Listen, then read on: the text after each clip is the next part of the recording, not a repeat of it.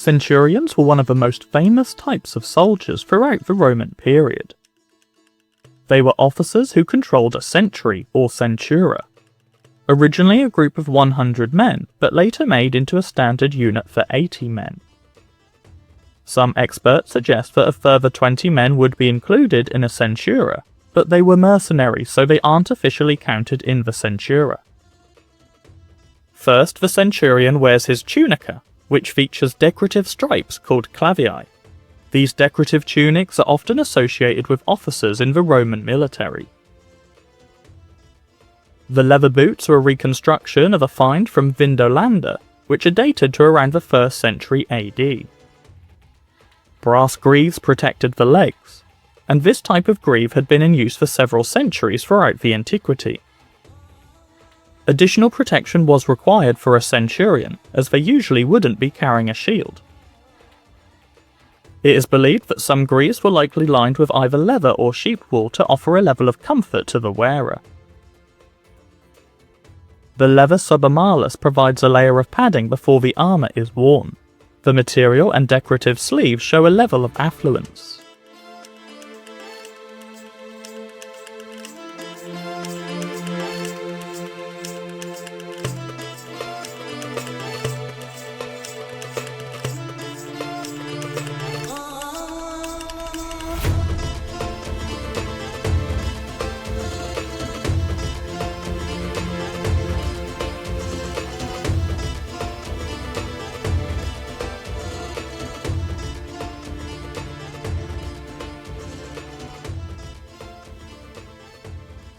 Scale armour, called lorica squamata, is made of thousands of small scales, which can be made in a variety of materials including bronze, brass, tinned brass, or even iron.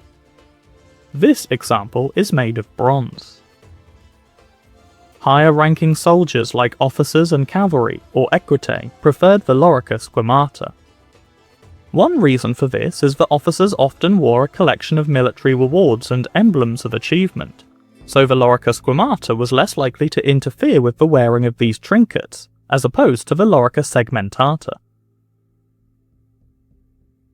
Various forms of lorica squamata have been worn for thousands of years, from the ancient Greeks to the Byzantines. This style of armour was very popular around the Mediterranean and the Middle East, famously worn by the Persian cataphracts, who were very heavily armoured cavalry units. A decorated scabbard is worn which will soon hold a gladius. The scabbard is a copy of an original found in the Rhine in Germany. A harness made up of military medals called a phallera is worn over the lorica squamata.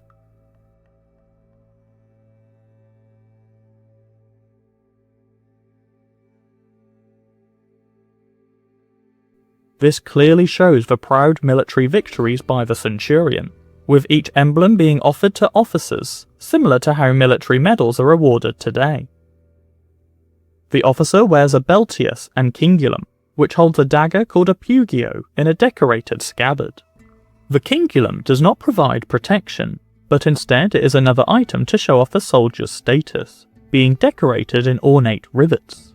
The cingulum is also said to have acted as a weight when the centurion sits down, so his modesty is protected to avoid unintentionally flashing his soldiers. More likely, the main function of a cingulum is to make a loud metallic sound during a march, making the opponent fully aware that a well-trained military powerhouse is travelling ever closer to wreak havoc.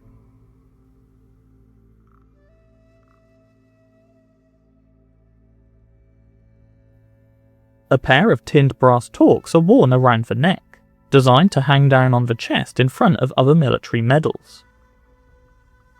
These were usually awarded to the officer as gifts from their commander, and could come in a variety of materials such as brass, bronze, silver, or tinned brass.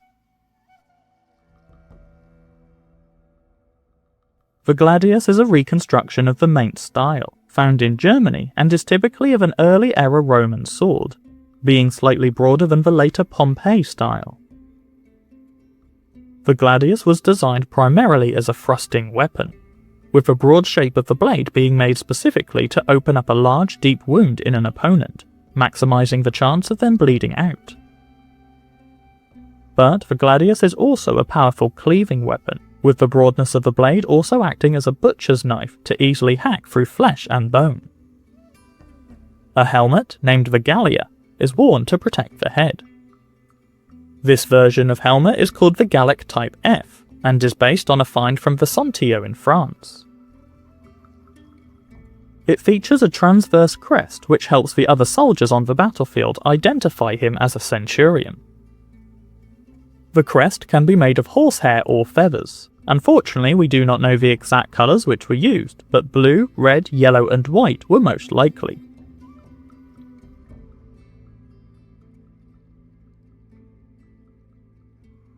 The Centurion equips his officer's staff. This is a traditional piece of kit which demands respect amongst his soldiers. It can be used as a pointer, as well as a weapon of punishment and discipline to strike unruly soldiers. This staff has been carved into a snake. Serpents were popular animals in Roman culture as they resembled luck.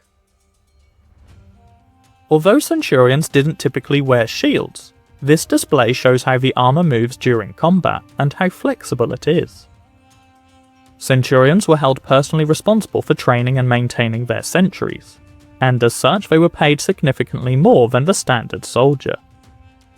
Soldiers could be elected to the position of centurion by the Senate, or they could rise through the ranks, with honourable acts of valour sometimes being a way to getting promoted, such as being the first to escalade over an enemy wall.